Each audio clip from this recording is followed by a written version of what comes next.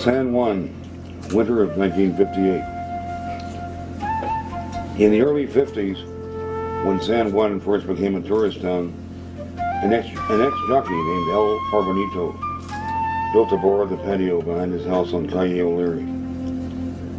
He called it Al's Backyard and hung a sign above his doorway on the street with an arrow pointing between two ramshackle buildings to the patio and back. At first he served nothing but beer at 20 cents a bottle and rum at a dime a shot, or 15 cents with ice. Yeah, looking back, I wasn't aware of it then, what a special place it was, or a special time.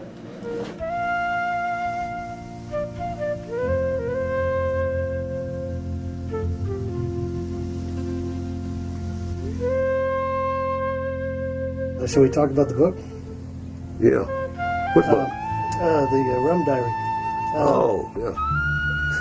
You know, anyone who has written a novel in his early years as a writer and then put it in a drawer, whether out of personal doubt or because it was rejected by the world at large. Remember, we were all young reporters, the legend of every young reporter had his novel in his drawer that he was working on.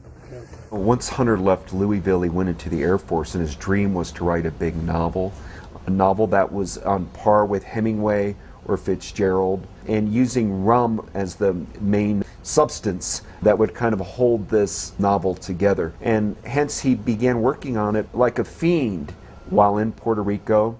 It's very touching. On the front of the manuscript is the long line of addresses, returned to Hunter Thompson. And then he came back to the States and he kept working on it, and he actually got a contract for it for Random House.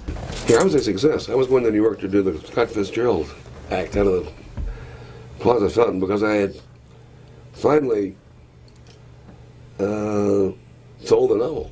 But they kept wanting revisions on it. And so when he got back to the United States, he moved to Northern California and worked on the Rum Diary, and then started writing pieces on the Hells Angels. I did that article for The Nation on the Hells Angels. Wacko. I had 7 book offers. Yeah, it was a writer's dream. I was stunned. And I still didn't have an incoming phone. I couldn't get a job in San Francisco. I couldn't even drive a cab. And it was supposed to get published before Hell's Angels, but the energy of the Angels, and people kept saying, well, forget the novel, this whole new journalism thing of Tom Wolfe and Norman Mailer is very in, and people encouraged Hunter to focus on Angels. When the Hell's Angels thing hit, I took another look at the Rum Diary and thought, this needs some dressing up. It needs another rewrite. I said, are you nuts? You're a best-selling author? Yeah, your first novel coming out? You plan to sell it for 5 years? We bought it, Are you crazy? And yeah, I spent most of my life just trying to humor people. Sometimes you can't just humor them, when you're sent to a psychiatrist at the age of 15, People telling me I'm crazy has been pretty common. Yeah, I imagine you've had a lot of that. So I stole, they wouldn't give it back to me, so I had it stolen back. It languished in his basement. A big, fully realized manuscript, just unpublished, without a home. When an ex-communist named Letterman came down from Florida to start the San Juan Daily News, Al's Backyard became the English language press club, because none of the drifters and the dreamers who came to work for Letterman's new paper could afford the high-priced New York bars, that were springing up all over the city like a ranch of neon toadstools. The day shift reporters and desk men straggled in about 7, and the night shift types, sports people, proofreaders, and makeup men, usually arrived en masse around midnight. All manner of men came to work for the news. Everything from wild young Turks who wanted to rip the world in half and start all over again, to tired, beard-bellied old hacks who wanted nothing more than to live out their days in peace before a bunch of lunatics ripped the world in half. They ran the whole gamut, from genuine talents and honest men to degenerates and hopeless losers who could barely write a postcard, loons and fugitives and dangerous drunks, a shoplifting Cuban who carried a gun in his armpit, a half-wit Mexican who molested small children, pimps and pederasts and human chankers of every description, most of them working just long enough to make the price of a few drinks and a plane ticket. Yeah, this was kind of a culture at the time. You know, the vagrant journalists. We'll talk about that later.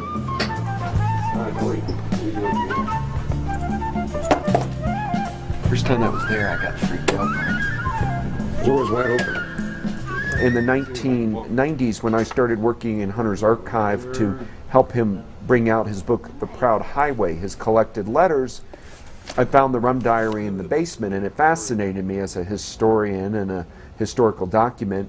And Hunter and I started reading some of it, and there was an idea, why don't you try to sell this and have this count as one of your book advances? Because it was done already.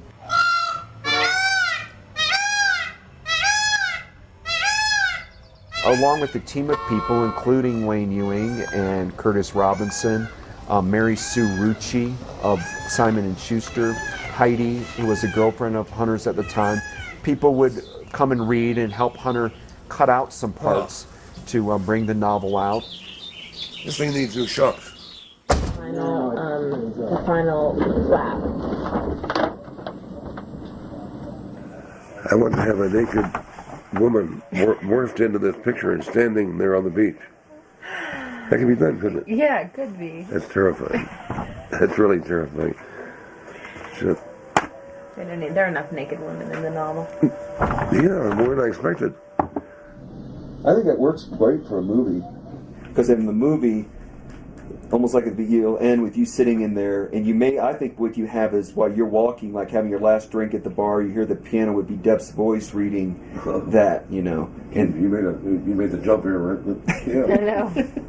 He always felt the Rum Diary was written to become a movie fairly easily. I think that time in his career, he wanted to write books that became movies. I think he thought that was part of, you know, that's what happened to The Great Gatsby. It became a really good movie, so his books could become a really good movie. Well, we got through that St. Thomas thing. The story gets through it pretty well as to what happened over there. Hunter wanted to write something very Hemingway-esque, but also very poignant and bittersweet and sad. And the tropics he felt to be a perfect setting. Hunter's wife was from the panhandle of Florida. But then just never kind of disappear. I kept waiting for it to pop up again. It's unsatisfying. Hunter has these characters in the book, and it's sort of he's a composite character, but Paul Kemp in the novel is really the Hunter-esque figure. It's fiction, so it's not an autobiographical novel in any true sense, but nevertheless, Hunter would take a lot of notes. The whole idea of him sitting at the cafe and listening to the sad piano and having his glass of rum and trying to read the newspapers as they'd come in and falling in love. No, and I was waiting for her to pop out of the shower. That would have been your, love story or romance. But what if he goes to, he's trying to yell and somebody's in the shower. He goes there and it's Jamin and Chenault and he's killed her. In the shower. Jamin has to flee? Yeah. It's a cheap shot. Yeah, I know. Or Oh, I know, but as a reader, I'm just thinking. maybe you see a little blurb about a young American being assaulted on a plane on her way back. That brings it all back full circle. It's a memoir. Yeah, what happened to the real? Yeah. Chanel? That would be your answer.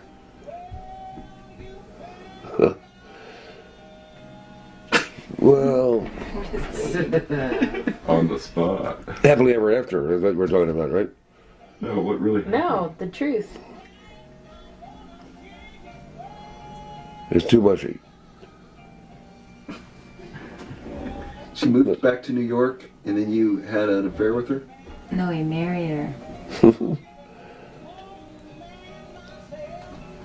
You're in the right direction, yeah. It's Sandy, and you married her.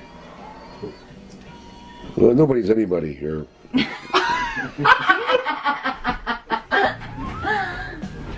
I think I wouldn't film this part waiting. When I arrived, the news was 3 years old, and Ed Letterman was on the verge of a breakdown. To hear him talk, you would think he had been sitting at the very cross corners of the earth, seeing himself as a combination of God, Pulitzer, and the Salvation Army.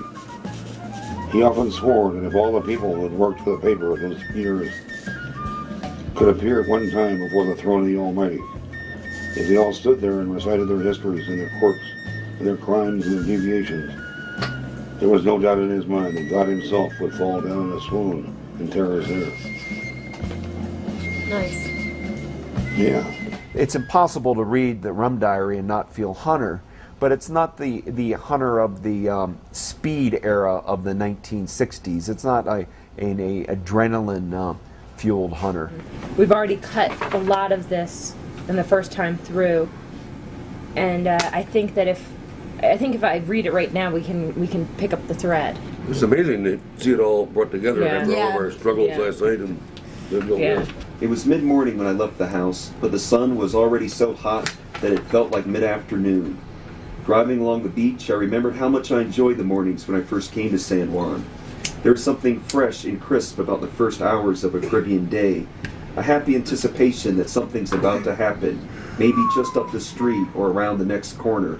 Faulkner used to say it's important for writers to claim a patch of somewhere. You know, he had Oxford, Mississippi, or the way Hemingway's Nick Adams stories had the Upper Peninsula of Michigan. Puerto Rico never had its poet laureate. And so Hunter kind of felt that he could create something out of what it meant to be part of the United States, but what not to be part of journalism, but be an outsider also. Then came noon, and morning withered like a lost dream.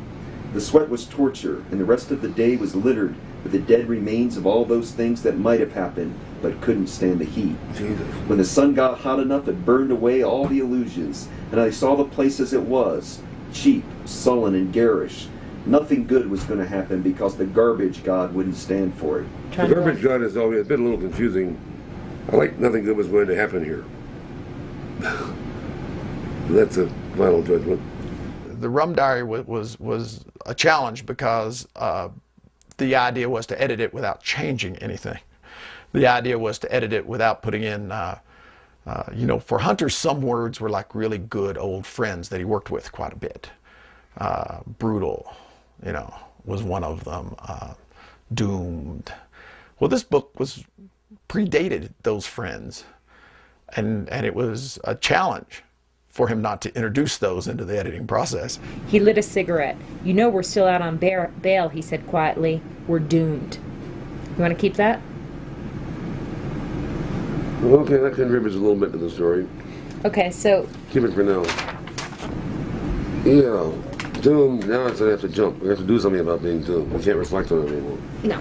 Well, we're going to cut the landlady, so we'll cut 354. Oh, that's right. Here's this tirade against this woman, this rotten landlady. Yeah. This evil, scheming, witless lump of jelly. He would want to start to tweak it, and the problem with Hunter was he couldn't, anything he touched suddenly became a mature Hunter Thompson thing because his style was so evident and everything. So it was almost like he couldn't change anything, and it was amusing in a way, but it could be a horrible thing to watch. The song was Laura, and the sad notes floated out to the patio and hung in the trees like birds too tired to fly. I don't know about that. Oh, I love that. Okay. Well, at 22, you can write shit like that. The song was Laura, and the sad notes floated out to the patio and hung in the trees like birds too tired to fly. It was a hot night with almost no breeze, but I was feeling cold sweat in my hair. For lack of anything better to do, I studied a cigarette burn in the sleeve of my blue Oxford cloth shirt. Sala called for more drink, and Sweet brought out 4 rum, saying they were on the house. We thanked him and sat for another half hour, saying nothing. Down on the waterfront, I could hear the slow clang of the ship's bell as it eased against the pier, and somewhere in the city a motorcycle roared through the narrow streets, sending its echo up the hill to Cayo O'Leary. Voices rose and fell in the house next door. Sounds of a San Juan night, drifting across the city through layers of humid air, sounds of life and movement, people getting ready and people giving up, the sound of hope and the sound of hanging on, and behind them all, the quiet, deadly ticking of a million hungry clocks, the lonely sound of time passing in the long Caribbean night. Hey, I think we better The end. quit while we're ahead. I agree. Did you rip open another reader? She couldn't believe it. I'm so happy. This isn't really a huge surprise. You don't realize how really lucky you are.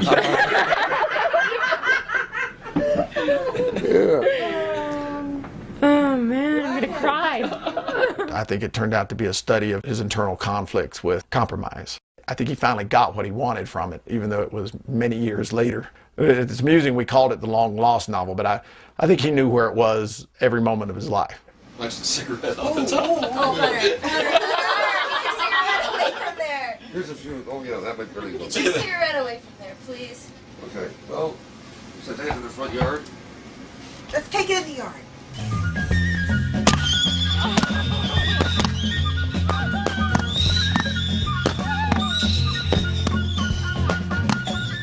Like most of the others, I was a seeker, a mover, a malcontent, and at times a stupid hellraiser. I was never idle long enough to do much thinking, but I felt somehow that my instincts were right. I shared a vagrant optimism that some of us were making real progress, that we had taken an honest road, and that the best of us would inevitably make it over the top. At the same time, I shared a dark suspicion that the life we were leading was a lost cause, that we were all actors, getting ourselves along on a senseless odyssey. It was a tension between these two poles, a restless idealism on one hand and a sense of impending doom on the other that kept me going. Nice, Hunter. That takes that. It became a big hit, the novel. First off, it made the New York Times bestseller list, but the New Yorker bought first serial rights. And it's the only time that Hunter S. Thompson appeared in a major piece in the New Yorker, and he was very proud about that. That's a section that the New Yorker is using. Is it? This week. Since you know the characters, and God knows we do, why don't you just take it from, was it 15? Okay. I turned to watch the dancers, thinking that since I'd paid $6 to get into this place, I might as well try to enjoy it. The dancing was getting wilder now. I looked and saw Chenault, dancing with the small, spade-bearded man we had met earlier. He was a good dancer, and whatever step he was doing was pretty involved.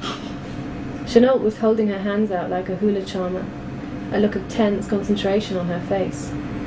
Now and then she would spin, swirling her madras skirt around her like a fan. The crowd was moving back to make room for something, and I walked over to see what it was. They had made a big circle, and in the middle of it Chenault and the small, spade-bearded man were doing the dance.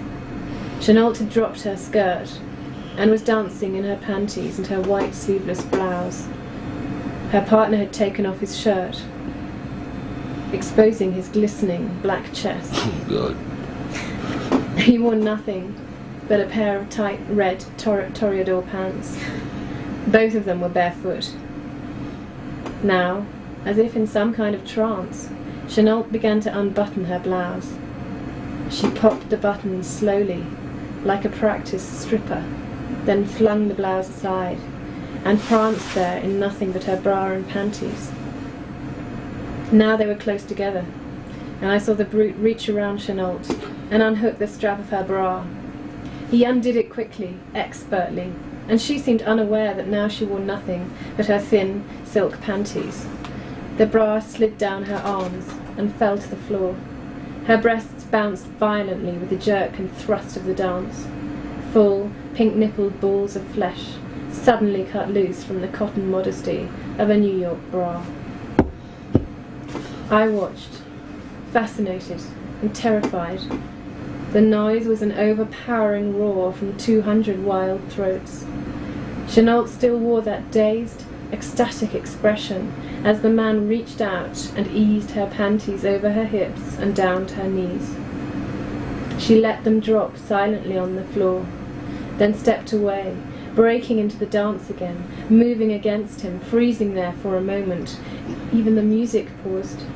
Then dancing away, opening her eyes and flinging her hair from side to side.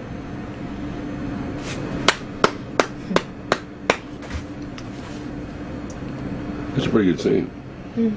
How would you characterize this novel? I've always thought that Gatsby is the great American novel.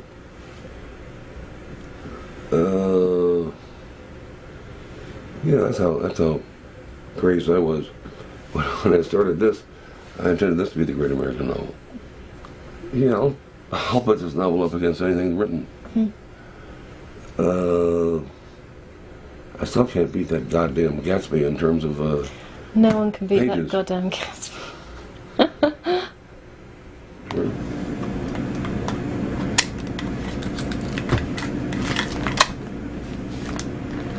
Yeah, I think this is a great Puerto Rican novel, at least. Yeah. I think it's extremely good. Yeah, I do too.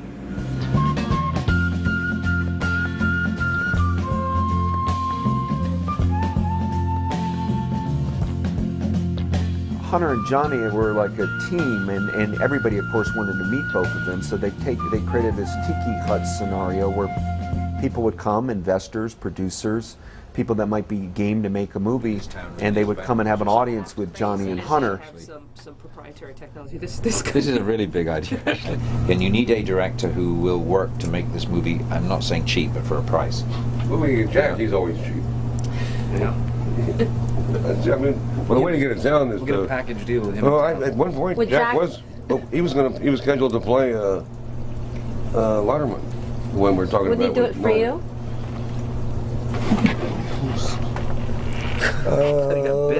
Not just for me. I mean, what the hell? Now I'm supposed to finance the movie? It's like a vanity publishing. These always didn't go well because Hunter had a zero patience for waterheads, and he would blow up on people. He'd feel that you know, it was a ripoff or a con, that it shouldn't be so hard. But Johnny and him ended up having fun doing this. It was kind of interviewing the people who might end up making the movie. We'll finish reading the book. We'll you guys think about writers. And what we should do is we should talk to you in a few days. Yeah, perfect. I think that would be great. I think that the idea of somehow, I mean, you take this energy that you two have and who you are, and that it's your project. There's got to be some way to make this a populist. I mean, when I say it's your project, I mean it's not a studio project. Okay, you've not got, you know, an executive planning this. It's a feeling that there's no money in this. No, there's a lot. People's film. There's a lot of money in it, but it's just under the table. I didn't say I needed a lot, but I just got when I get the feeling that capitalist running dog. Yeah, right. No, I do wonder why there's so much money out there for every conceivable thing. There's so much money out there for certain things. Well, but that's how entertainment votes for certain entertainment and for certain things that bring money back. That's how it goes, unfortunately. What I'm saying is not synonymous with there being no money, but in order to get I'm being a little harsh. To get before there's a lot of money being spent on this movie, which there will be eventually, and a lot of advertising money, to get the public excited, there's a way without preempting both situations through the internet to do something completely unique. That's all I'm saying. You decide what you want to do. Because the other thing about the internet is that the more things appear subversive, the more popular they are. Because the people who are completely internet. Isn't that true in life in general? That's why you got so many websites. I was going to say that's why you would be particularly popular on the internet, because the idea is to the people who log on are people who are very, very media savvy and cynical. You know, sort of Generation Y. Well, I've been dependent on it to be subversive for a long time. Sitting alone with their computer, and they can be alone. And You're not quite subversive. You're a little bit something more evil than that. I've got a store on Hollywood Boulevard. You do. All right, I'm going to walk you guys Did you get to down. pick the spot? We're going to make a movie and be on the internet? No. You don't? I have no idea. You don't, seriously? I swear to God, I wouldn't make it up. I'll buzz you out. And then I'll walk. Thank you very much, man. Nice to Well, I like the energy earlier. I could call Jack tonight and just ask him who should direct Johnny, it. are the Who steps should, lit over here? I don't know. Who should write You it? want a flashlight? We're No, cool. it's night one. Okay, that screen. Oh, really? No, don't let Peter. Yeah. How's that? Oh, yeah, he's got That's all. It's going to go forever. And putting the screen up really cuts the heat down. Really? Yeah. Yeah. You don't want to fucking. What kind of what is this? Piece of ember fucking shooting into your mouth. Oh, if it pops, it's terrible. You should probably get when it doesn't pop. Hunter's dream was to have the Rum Diary as a movie because I think he always saw it as a kind of warped Casablanca. Who would own the movie? We or what? No, I guess that has to come in the percentages. Or... We would own the movie. Would I be selling it to them, or they'll pay me $500,000? Pretty interesting. That I don't think they're going to do that. Both had made a careers being wildly popular as outsiders. Johnny's seen as an outsider figure in film, just as Hunter was in literature. Yet they redefined the rules of what the mainstream could absorb. They created their own rules. They both were touched with a sense of anarchy, but yet they also were willing to play in the main game. They weren't fringe characters. Also, they had a great love of language. Here's a letter that, I guess. Dear Keith, May 18th, 1998. United Airlines 1436, Denver to New York City. Very bumpy, wind shears every 3 minutes. This is something I've been meaning to tell you for a long time.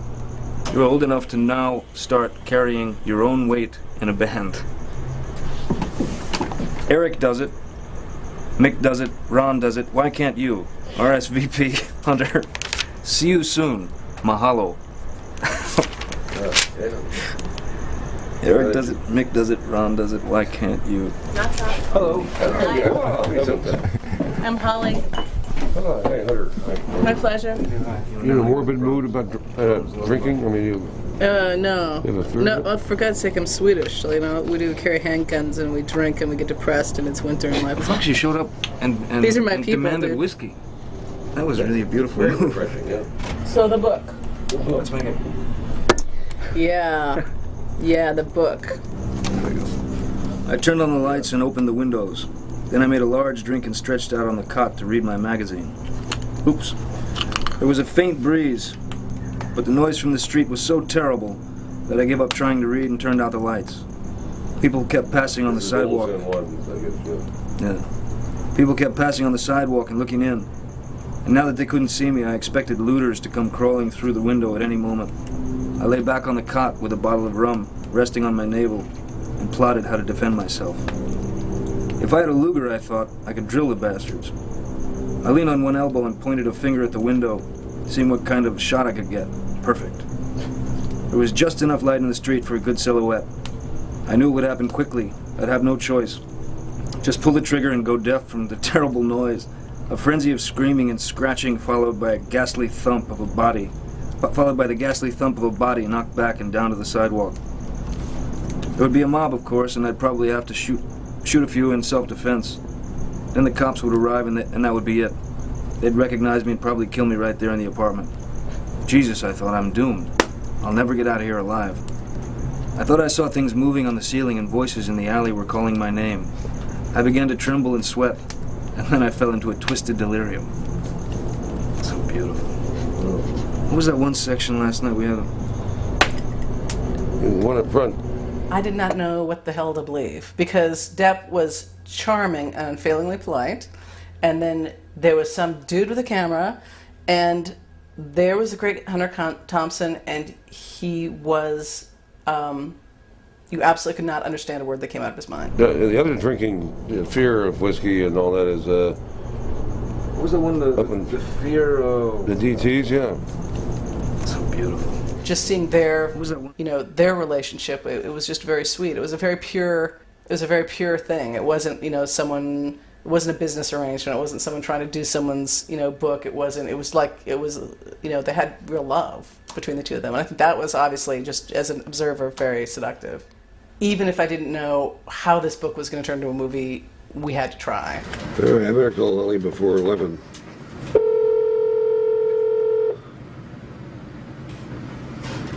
Hello? Holly. Yes. Hi. Hunter. Hi, Hunter. How are you? I'm having a grouchy evening. How are you?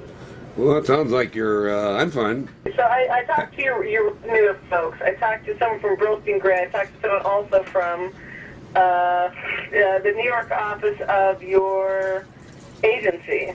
Wiley? Yes. And I'm going to put it in an offer on Friday for the book. What they know, and what I think I've told you, and you should know, is that, you know, I don't have artisan dollars, or if this thing's going to go to the highest bidder, I'm going to lose. But what I can do is guarantee that I make your movie. I can put it in a production guarantee. All right, good. Yeah, that's good.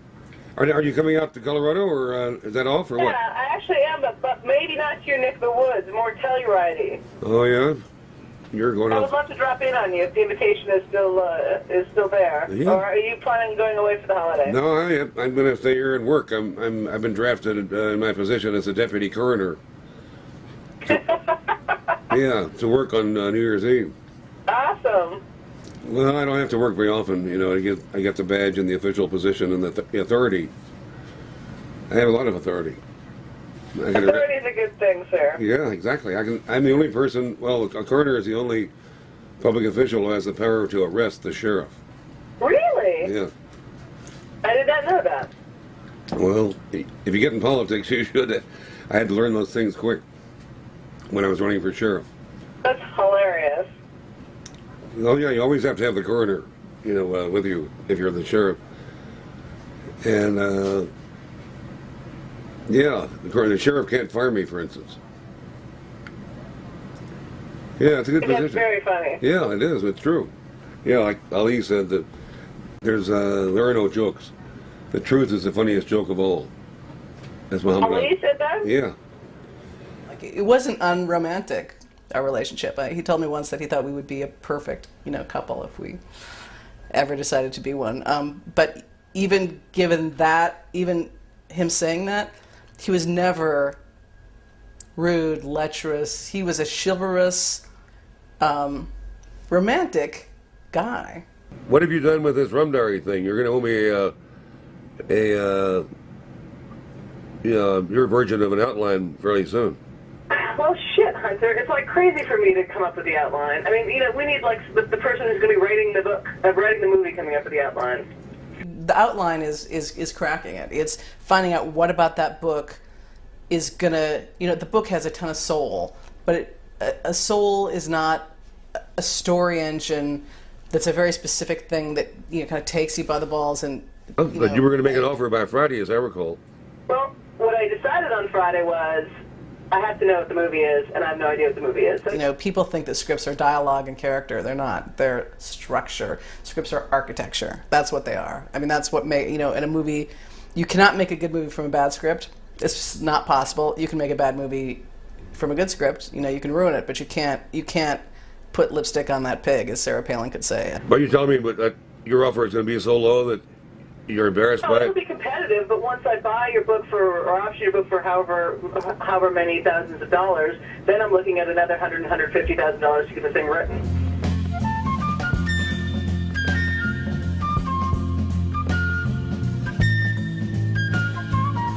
All right, Warren, here's what's going to happen. Yeah. You're about to go on the air, on camera, and read this famous letter. It's the most famous thing I've ever written, I believe. I mean, instant mass circulation, nothing I've ever written has gotten this. Everybody knows about it. My assistant said, there's a fax from Hunter. And there were many faxes from Hunter. I have a pile of them. They all range in various, you know, fits of pique or charming, delightful. You know, some of them are completely innocuous and sweet. But I said, oh, great. Send it to my hotel. And he said, I think you want to hear this one. Grievance. Hunter goes to Hollywood. The following letter was sent in January by Hunter S. Thompson to Holly Sorensen, Senior Vice President of Production of the Shooting Gallery, a New York-based film company that optioned the rights for Thompson's novel, The Rum Diary. Dear Holly, okay, you lazy bitch, I'm getting tired of this fuck around that you're doing with The Rum Diary. I think for the layman, you know, you think you have a Hunter Thompson book and you have Johnny Depp, why can't things happen quickly? And the fact is development takes a long time because the hardest part to get right is the script, and the Rum Diary isn't the easiest adaptation. We are not even spinning our wheels aggressively. It's like the whole project got turned over to zombies who live in cardboard boxes under the Hollywood freeway. I seem to be the only person who's doing anything about getting this movie made. I have rounded up Depp, Benicio del Toro, Brad Pitt, Nick Nolte, and a fine screenwriter from England named Michael Thomas, who is a very smart boy and has so far been a pleasure to talk to and conspire with. Hunter and I had a difference of opinion whether Michael Thomas was the right screenwriter for The Rum Diary. That was a big part of the problem. And when we decided to work together, or when he, chose us or was stuck with us, however the case may be, and I don't know what the case is, you probably do. Hunter knew the rules, which was, we are a company with very little money. We spend very little money developing. We have to go with options that are, at Writers Guild minimums. And in return for that, we give huge amounts of creative freedom. That was our game. So there's your fucking script, and all you have to do now is act like a professional and pay him. All you have to do now is act like a professional and pay him the 10 times higher amount than we agreed we would pay anyone. What the hell do you think making a movie is all about? What the hell do you think making a movie is all about? Nobody needs to hear any more of that gibberish about how your new Mercedes and your ski trips and how hopelessly broke the shooting gallery is. I didn't have a new Mercedes. I had a 76, 77, 450, which was an old beater, and I bought for a friend for $6,000, which he damn well knew because he'd driven in it several times. Your ski trips, I don't ski, and how hopelessly broke the shooting gallery is, which sadly was true. If you're that fucking poor, you should get out of the movie business. It is no place for amateurs and dilettantes who don't want to do anything but take lunch and waste serious people's time. Fuck this. We have a good writer, we have the main parts cast, and we have a very marketable movie that will not even be hard to make. And all you are is a goddamn bystander, making stupid suggestions and jabbering now and then, like some half-bright kid with no money and no energy and no focus except on your own tits. That I think is funny. Hunter was sometimes focused on my tits, but I don't think I was. I'm sick of hearing about Cuba and Japs and your yo-yo partners who want to change the story because the violence makes them feel queasy. Shit on them. I'd much rather deal with a live asshole than a dead worm with no light in his eyes. If you people don't want to do anything with this movie, just cough up the option and I'll talk to somebody else. The only thing you're going to get by quitting and curling up in a fetal position is relentless grief and embarrassment. Yep. And the one thing you won't have is fun. That's where he was wrong, because I had a lot of fun with Hunter. If you don't do something quick, you're going to destroy a very good idea. I'm in a mood to chop your fucking hands off. RSVP, Hunter. Copies to Depp, Benicio, M. Thomas, Nolte, Shapiro. I never read the Michael Thomas script. He took a long time to write it, and we went out of business before he delivered it to us. But I have talked to lots of people who have read the script, and obviously it's not the script that Johnny Depp shot or made, so I think that he had some issues with it also.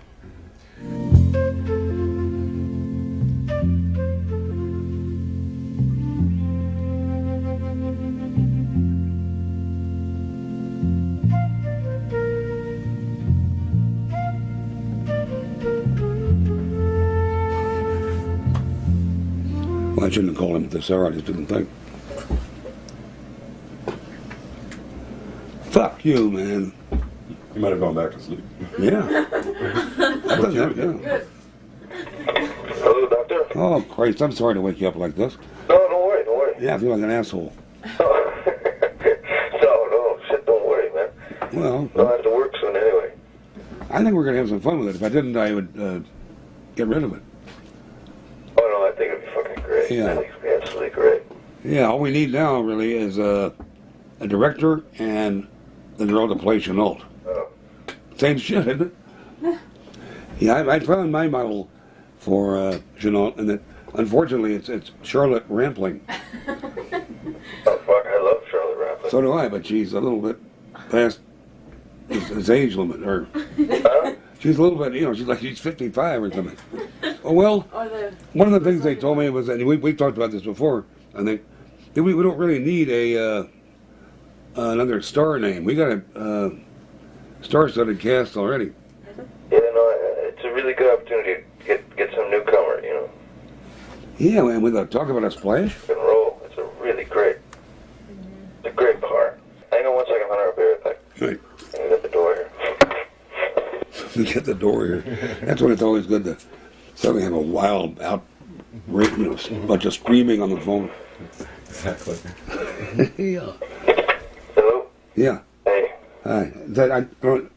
Getting the door, I was just thinking of a scene, like, just as you said there, wait a minute, I gotta get the door here, you know, I'm calling you the door tester, and all of a sudden, on the telephone, hear this wild roar and shouting and fuck you, you know, you bitch, and violence and slapping and shouting, and then the phone goes dead. That would be interesting. Oh, God. Yeah. We could work that into the movie. Oh, God.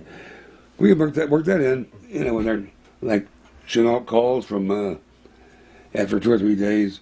Oh, shit. She calls from St. Thomas, you know, collect one of those things. And, you know, Kemp gets the call, and he's been, you know, worried and guilty and horrified by, you know, by leaving her there. And finally the great relief comes over him that, oh, you're all right. You know, she's saying, oh yeah, I'm fine. You know, it's all calmed down, all the tension over what happened to her. And then, you know, you're hearing, you know, Kemp he's hearing her talk very suavely, smoothly. Yeah. And then she says, oh, wait a minute, I have to get the door. And, you know, it's momentarily away. And all of a sudden you hear the screaming and howling and, you know, pounding. Yeah. And then the phone goes dead. Oh, God. Yeah, that's good. That will keep people up. By the time she shows up back in Puerto Rico, oh, whatever happens is going to be wild. You may have a good role coming here. What's that? You may have a good role coming. Yeah, hope so. Yeah, this may be you know, have you ever played one like this? No, I don't think so. Yeah, we got kind of a role going here. You know, R-O-L-L. Yeah. Well, you better let him roll. Okay, yeah. Well, who you doing that? Anybody I know? Kate Winslet. Kate Winslet and Julie Christie. Oh, Julie Christie. Oh, man. That is another one of my crushes. So you got a big package and you got a lot of fun coming. Beautiful. There's nothing, I'm not urging anything on you here that won't be fun. No, exactly. It won't be rewarding, yeah. Oh, my God, Colonel, I'm down to my last sliver of hashish. Oh, dear. Dear is right. I mean, it's very important for my book, for the completion, for the mood. You can tell I'm in a pretty creative mood. It's just one of the great privileges of my lifetime just to have worked with him would have been enough. Just to have sparred with him would have been enough. But to have some of the conversations and friendship that I had with him, you know, it's one of the great privileges of my life. He was a beautiful man. He was so sensitive and had such a beautiful heart. He had like a little bird heart, you know, for a man that was, you know, so bombastic and larger than life. And yes, I was honored that I got to see that. No, you don't like this. Eddie, I was put in jail for rape when I was 15 years old. Don't squeeze him. I must squeeze him. I know. Okay. Hey, honey, I never. Boy, this is a goddamn heavy plate on this bastard. All right, then. Hi. Yeah, he's pissed off, but he's healthy now.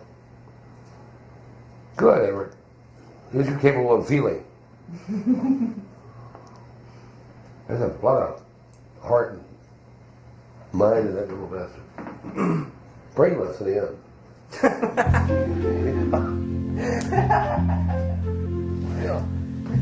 Give her a cigarette? Cigarette?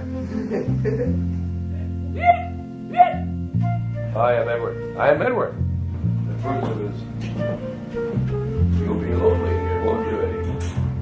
I have to go to Colorado. I have to go away. You'll be by yourself. But I'll come back. Don't worry. You won't be alone. You won't be alone. You won't be alone. That's a good one. You won't be alone. You'll hate that once you start figuring it out.